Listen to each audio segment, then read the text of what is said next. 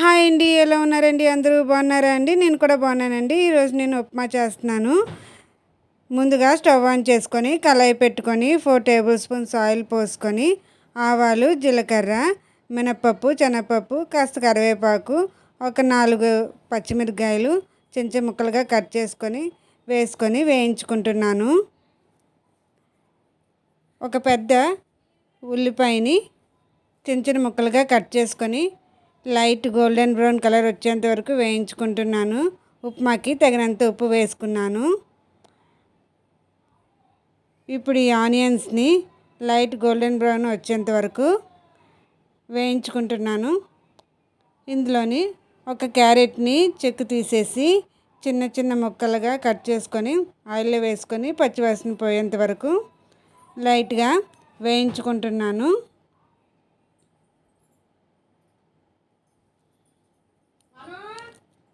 ఈ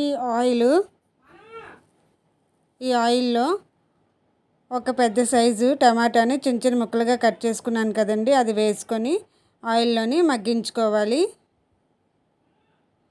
మూత పెట్టుకొని కాసేపు టమాటాలని మగ్గించుకుంటున్నాను.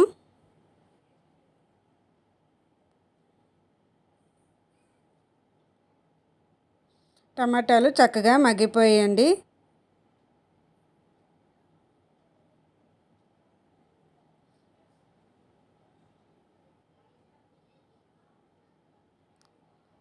ఇప్పుడు ఇందులోకి వాటర్ పోసుకోవాలి. నేను ఈ వీడియోలో చూపిస్తున్న కప్పుతోని 2.5 కప్స్ వాటర్ పోసుకున్నానండి. ఉప్మా నూకని నేను 1 కప్పు ఇంకా 1/2 కప్పు ఎక్స్ట్రా ఉప్మా నూకని తీసుకున్నాను. 1 కప్కి 2 కప్స్ వాటర్ పోసుకున్నాను. 1/2 కప్పు ఎక్స్ట్రా నూక తీసుకున్నాను కదండి, దానికి 1/2 కప్పు వాటర్ పోసుకుంటున్నాను. వాటరు బాయిలింగ్ అయ్యేంత వరకు మరగబెట్టుకోవాలి. నేను ఇప్పుడు చేసిన ఉప్మా కొంచెం పొడి పొడిగా ఉంటుందండి. కొంతమందికి గరిటె జారుడు కన్సిస్టెన్సీలో ఉప్మా ఇష్టపడతారు కదండి.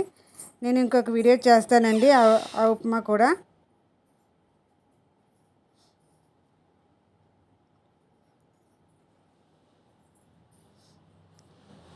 వాటర్ బాయిలింగ్ వచ్చిందండి.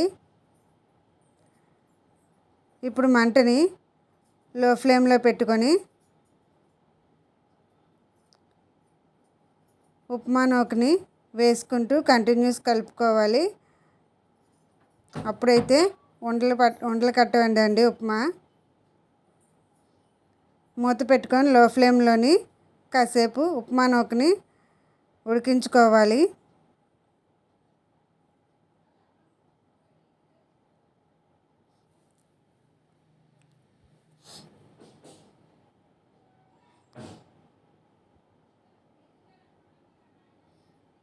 ఉప్మా ఉడికిపోయిందండి.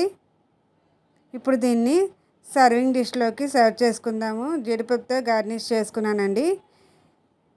ఈ వీడియో కనుక నచ్చితేనండి మీరు కూడా ఒకసారి ట్రై చేయండి. నేను చూపించిన విధంగా మీకు కూడా తప్పకుండా నచ్చుతుంది. ఈ వీడియో కనుక నచ్చితే ప్లీజ్ లైక్ చేయండి, షేర్ చేయండి, కామెంట్ చేయండి, సబ్స్క్రైబ్ చేసుకోవడం మాత్రం మర్చిపోకండి. Thank you for watching this video. Bye bye.